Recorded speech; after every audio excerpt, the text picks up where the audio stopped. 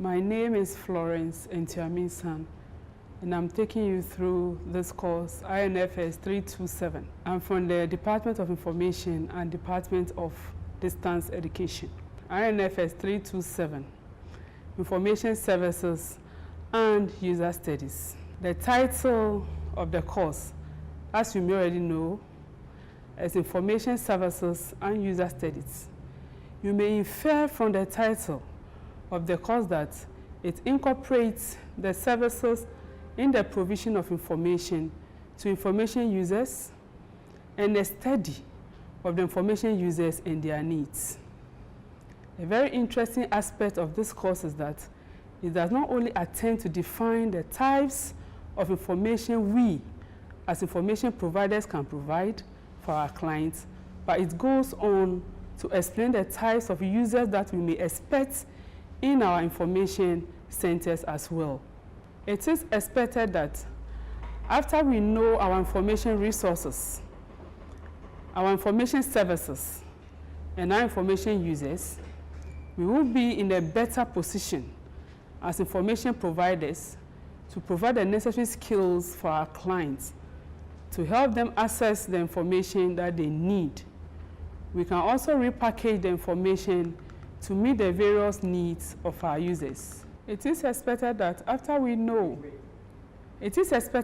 after we as information providers know our information resources, our information services, and the users of our information, we will be in a better position to provide the necessary skills for our clients to help them access the needed information.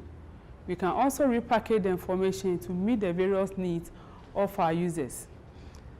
The course is structured into 13 sections.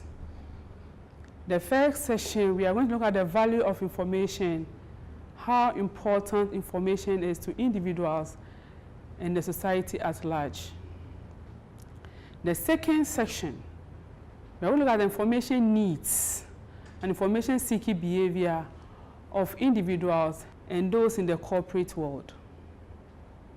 The third section, I want to look at the sources that we consult when we are confronted with information needs. We look at the information sources and then the format of information sources.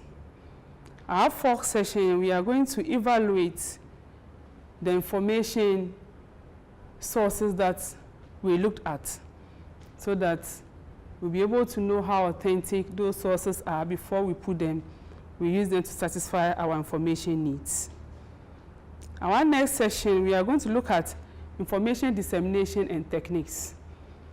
The information that we have in our possession or in our collection, how do we make this information known to our users? And that is dissemination, and the techniques that we are going to use to make the information known to them. The next one is we are going to look at the information services that we provide for our users. And then we move on to the legal and ethical uses in information provision. There are some legalities in the provision of information, whether we are providing the information ethically or legally. Some of them may be copyright, censorship, and intellectual freedom. Then our users. How do we satisfy our users? That's the next one, user satisfaction. We are going to look at how to repackage some of the information to make our users satisfied. Because it's not all information that our users can access. So we need to repackage, look at our audience, then we try to repackage the information to meet their various information needs. The next one we are going to look at, that is the 12th session, is the problems of information provision in a developing world like Ghana. There are certain challenges in the way we provide information to our users. We are going to look at some of the challenges and how these challenges can be managed or kept. The 13th section is the information services in the digital age. We are now in the digital environment or the IT environment. We are going to look at how we provide information to our users in this digital environment. So students, I just ran you through the 13 sessions of INFS 327. I hope you will enjoy this session. I'll make it practically as possible for easy understanding. Our first section is the value of information. In order to lay a good foundation of the course, it is important to grasp the concept and value of information.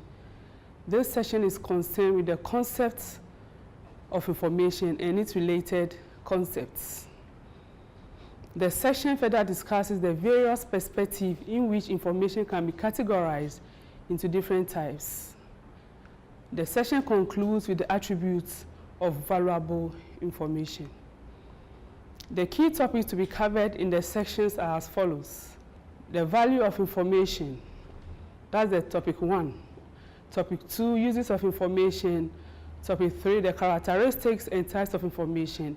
And the 4th topic, the characteristics of valuable information. What is information?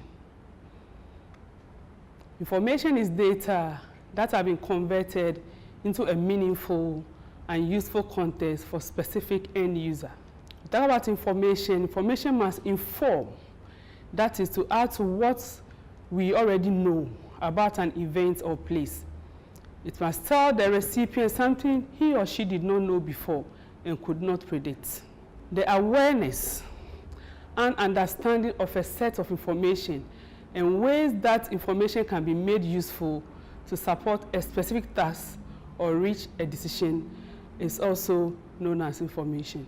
Knowledge is the capacity to request, structure, and use information. The above definitions of information and knowledge shows us that there is a relationship between information and knowledge. Let's look at examples. If you have a piece of information, like I'm giving it to you now as students, I'm giving you information. When you are able to understand that piece of information, when you are able to analyze that piece of information, then you can apply it anywhere. That is when you acquire knowledge.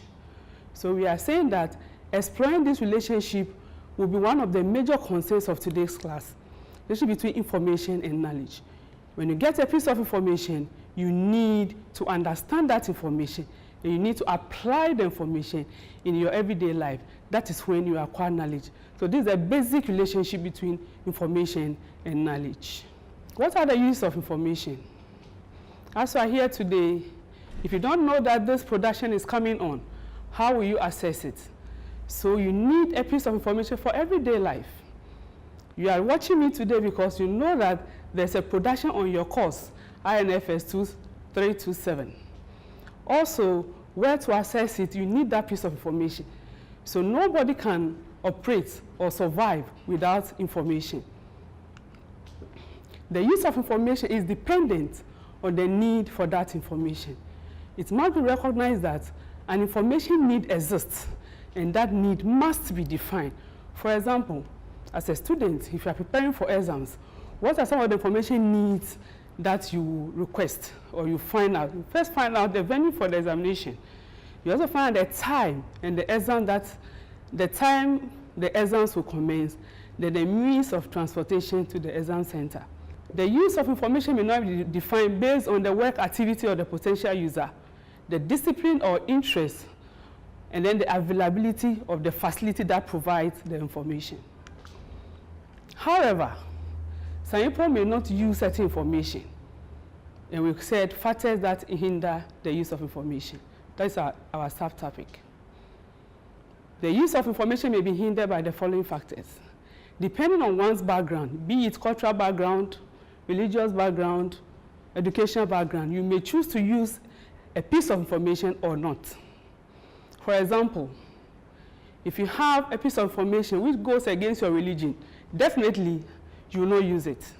And that hinders your use of information. And that is your background. Then you have motivation of the user. Normally during exams time, students will bear me witness. You normally rush to the photocopier and every place is full. People are requesting for information. You go to the library is full. The motivation here is that students are going to write exam.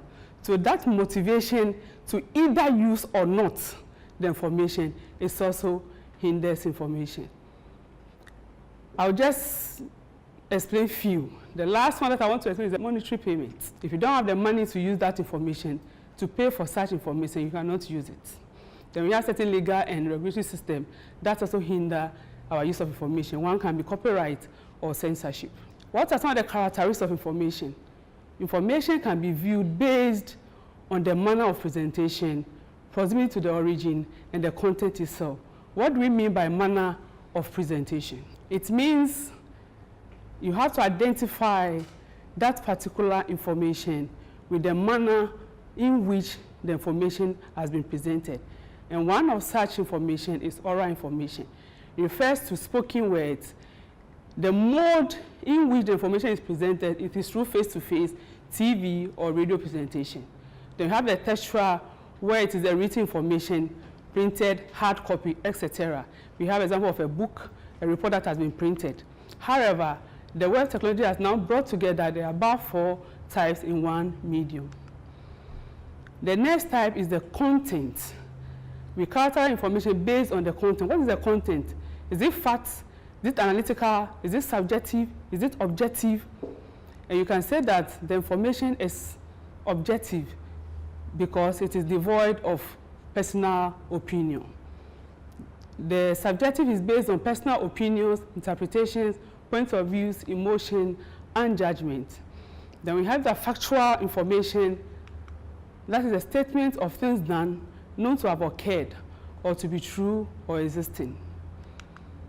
We can also characterize information based on the originality and proximity. We have 3 types. We have the primary, the secondary, and the tertiary. We talk about how useful information is. If that information is not of value, you may use it to take decisions which you may regret in future. So what are some of the characteristics of a valuable information? Information should be easily accessible by authorized users so that they can obtain it in the right format and at the right time to meet their right needs. Any piece of information you use to take decisions should be accurate, free of errors. It should be complete. Half-baked information is you have to be very careful when you are using half-baked information. It should be reliable. Some of you don't rely on your friends. You can say that this friend is not reliable because the person, if you get the information today, tomorrow you don't get the information. You should be careful about such information.